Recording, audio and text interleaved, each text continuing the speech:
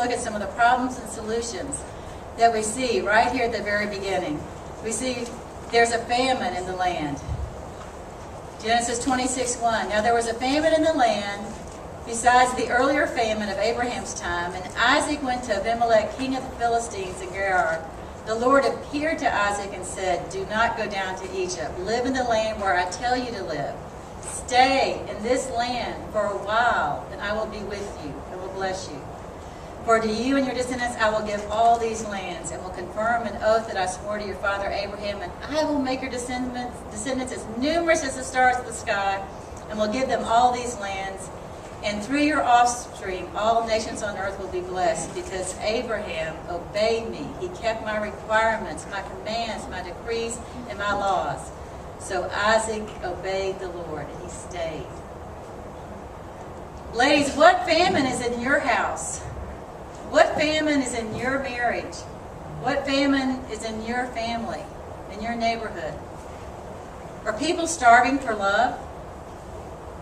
Is there a famine of a lack of kindness?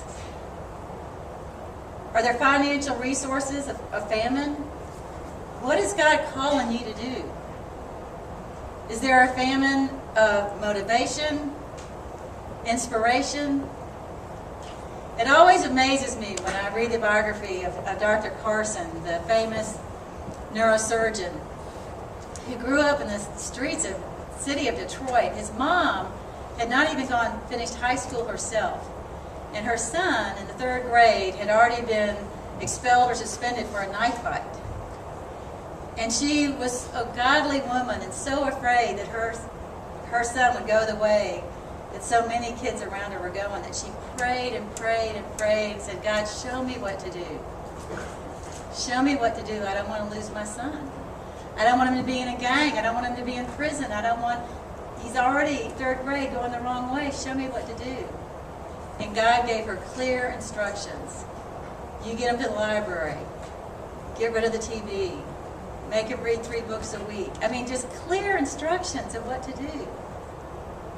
Ladies, we have an amazing God. We have an amazing God. And part of this lesson is remembering that God loves to answer the smallest prayer, the widest prayer, the deepest prayer. When it was sunshiny today, when the snow stopped in Harrisonburg, I went, "Lord, thank you."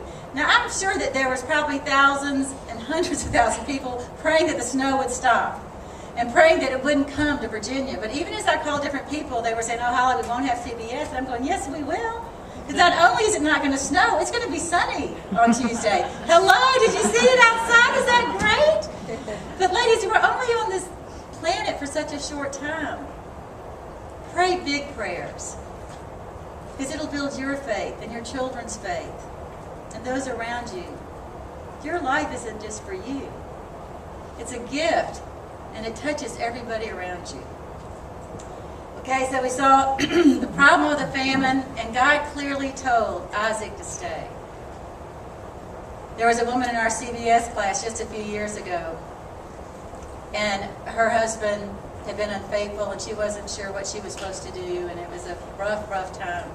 And it just so happened that part of the lesson that was in Acts in that time was to stay with the ship, to stay with the ship that was going to, shipwreck.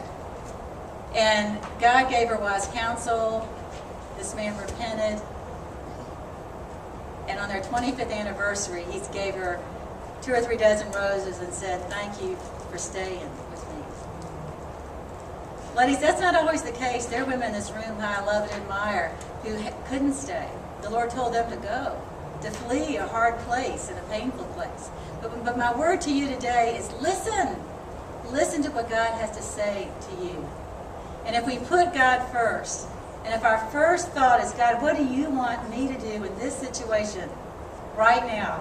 When we're driving over the slippery mountains, "God, what do you want me to do?" And he said, "Call Lucille." Because if you call Lucille, she'll have 17 women praying for you immediately. And it was so sweet because one of my leaders left me a message. She said, "Holly, get off the mountain and get a hotel. We'll pay for it." But you do what God calls you to do. The next thing we see is fear. And why was Isaac fearful? Unfortunately, he had that same fear that his father has had. When the men of that place asked him about his wife, he said, "She is my sister," because he was afraid to say she was my wife. He thought the men of this place might kill me on account of Rebekah, because she is beautiful. Now, what if he had listened to his father, Abraham, and he had told him the stories of, listen, I have sinned. I was wrong, and God in his mercy protected your mother. I regret that I did that. I regret that I did that. Ladies, there's places in your notebook to write things down, and I want you to think about this, because all of us have sins of our father. All of us have generational sins. All of us have the weaknesses that we grew up with. Even in the best families, there's nobody to marry but a sinner. There's nobody to parent but a sinner. And all of us have wounds, some big and some small, from our families. And I'm just going to point out a few books, because after we are over, we have plenty of time and you can think about some of these things. But this is something we've encountered so much, and Jerry and I are more and more are helping people to pray for their entire family and the generations that went before them. The one book is Sins of the Family, Becoming the Redemptive Generation. Deadly Emotions. Now see, if Isaac had just thought, okay, Lord, how are you going to take care of Rebekah, and sought him, maybe some of this would have worked out, and they could have seen God's faithfulness. This is an interesting one. Anger and Hostility. The Hypertension and Coronary Artery Disease.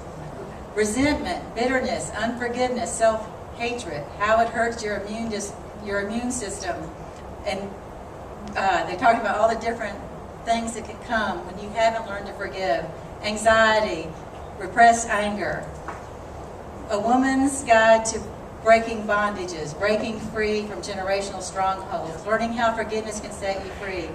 But ladies, all of these won't make any difference in your life unless you are putting it before the Lord and saying, God, show me, help me to see.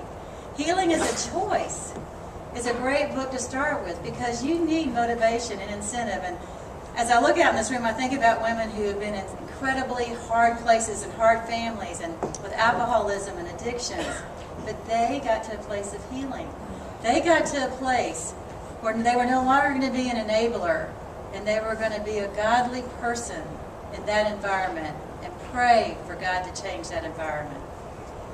I can remember Josh, I'd gotten a phone call, but Josh had just started high school. We'd only been here a few years, and he was in this high school in Falls Church, and a mother, just irate, called me and said, Holly, did you hear what happened? And I'm so upset I can hardly stand it. Her son had been arrested, 9th grade, and had all this beer, and then she started naming all these other friends that were all involved, and they had this party, they all had all this alcohol, and she was just fuming, and I said, well, was Josh there? I mean, she was just so mad, and she said, no. She said, no, Josh wasn't there. And she said, but these are all his friends, and I just thought you should know this, and hung up the phone. I mean, what do you do with that? I really didn't know what to do with that. I mean, I was so sorry that I thought so soon. I thought, Lord, I didn't expect this to happen until maybe 10th or 11th grade, and our son Josh has been out of high school a long time, but at this point, he was probably 12 or 13 in 9th grade, and I just thought, Lord, what do I do? What do I do? What do I say to my son when I've gotten this phone call and I realize so many of his friends are in trouble and doing things that aren't right? And God said, Holly, you tell him the truth, because your tendency is to lie. You tell the truth to him. So I said, Josh, come up here. And almost like Holiday, I didn't do anything. So he sits on the sofa, and I said, son, you're not in trouble. I just want to honor you. And he went, Mom. And I said, I'm not kidding. I just want to honor you.